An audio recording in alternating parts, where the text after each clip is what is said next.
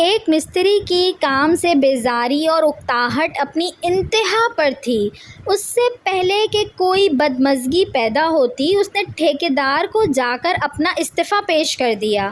ٹھیکیدار ایک رحم دل اور شفیق انسان تھا۔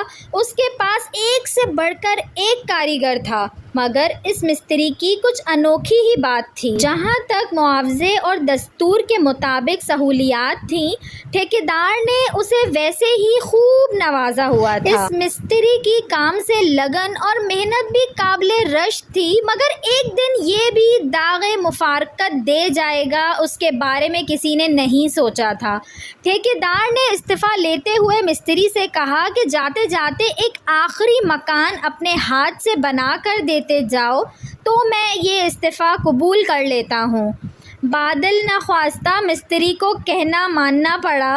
مکان کی بے تکی بناوٹ، اکھڑے پلستر، کٹے پھٹے رنگ و روغن اور دروازے کھڑکیوں کی شکستہ کیل پرزوں کی ایک ایک زاویے سے مستری کی اکتاہٹ دکھائی دیتی تھی۔ صاف لگتا تھا کہ اس نے یہ کام فرض سمجھ کر نہیں، جان چھڑانے کے لیے وبال سمجھ کر کیا ہے۔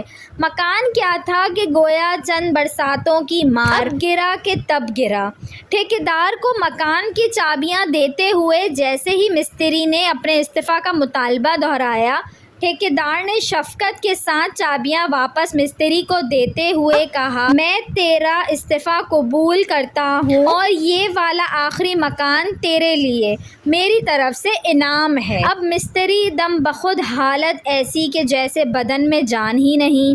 یا اللہ، یہ کیا ہو گیا؟ میں نے کیوں اپنے کیے کرائے پر پانی پھیر دیا؟ اگر یہی مکان میرا مسکن بننا تھا تو میں نے اسے اچھا کیوں نہیں بنایا؟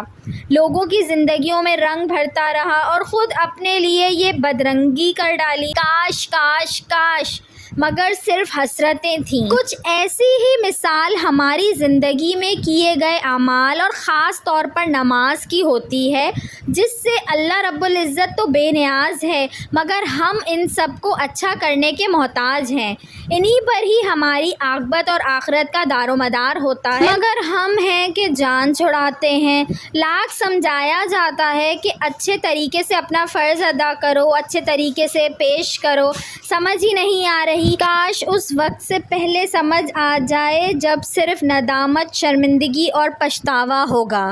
ویڈیو اچھی لگی ہو تو اس کو لائک کریں، شیئر کریں اور میرے چینل کو سبسکرائب کریں، اور ساتھ ہی بیل آئیکن کو بھی پریس کر دیجئے تاکہ میری نئے آنے والی ویڈیو آپ کو مل سکے۔